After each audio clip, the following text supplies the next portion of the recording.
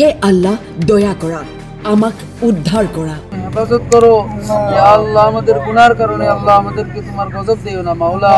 ইয়া আল্লাহ এই গজব থেকে আমাদেরকে উদ্ধার করো মাওলা জুম্মা নামাজ আদায় কৰি ব্ৰহ্মপুত্ৰৰ পাৰত দোয়া প্ৰাৰ্থনা মুছলমান ৰাইজৰ হেফাজত কৰো ইয়া আল্লাহ আমাদেৰ গুনাৰ কাৰণে আল্লাহ আমাদেৰকে তোমাৰ গজব দিও না মাওলা ইয়া আল্লাহ ব্ৰহ্মপুত্ৰৰ প্ৰবল গৰাখহনীয়াই কন্দুৱাইছে হাতশিঙিমাৰীবাসীক ভয় শংকাত কটাইছে দিন ৰাতি হাতশিঙিমাৰীৰ সুখচৰত ব্ৰহ্মপুত্ৰৰ গৰাখহনীয়াৰ পৰা পৰিত্ৰাণ পাবলৈ আল্লাহৰ ওচৰত কৰিছে দোৱা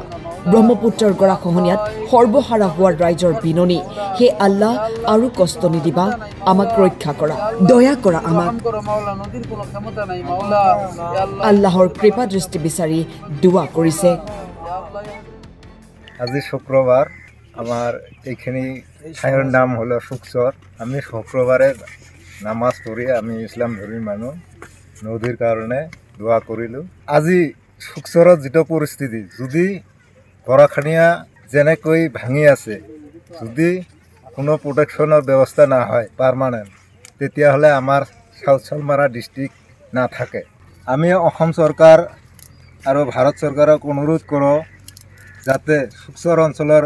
সমূহীয়া রাইজে অনুরোধ জানাও যাতে অতি তাড়াতাড়ি আমার সুকচরের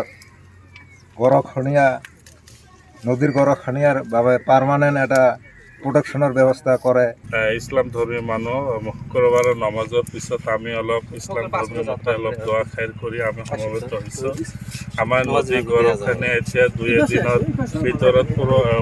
পুৰা নদী এইটো গৰাখহনীয়া ক্ৰাশ কৰি আছে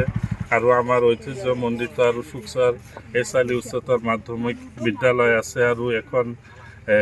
PSC হস্পিটেল আছে ভেটেনাৰি আছে যিখিনি অলপ আছে আৰু এইখিনি পুৰা নদীৰ গৰাখহনীয়াত পৰি গৈছে গতিকে মাননীয় মুখ্যমন্ত্ৰী হিমন্ত বিশ্ব শৰ্মাৰ লগতে আমি দক্ষিণপাৰা মানকাছাৰ জিলা প্ৰশাসনক অনুৰোধ জনাওঁ যাতে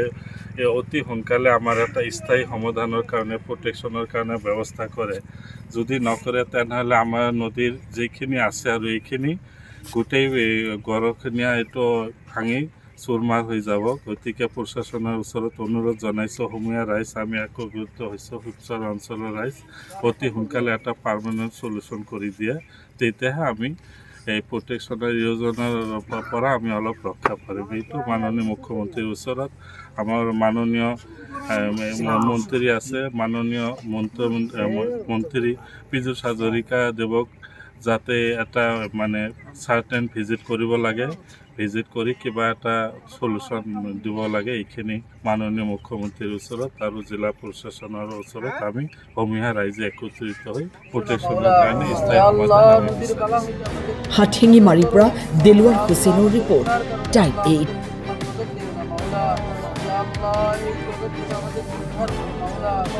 আল্লাহ নদীর কোনো ক্ষমতা নাই মাওলা আল্লাহ তুমি যদি রহম করো মাওলা নদীর কোনো ক্ষমতা নাই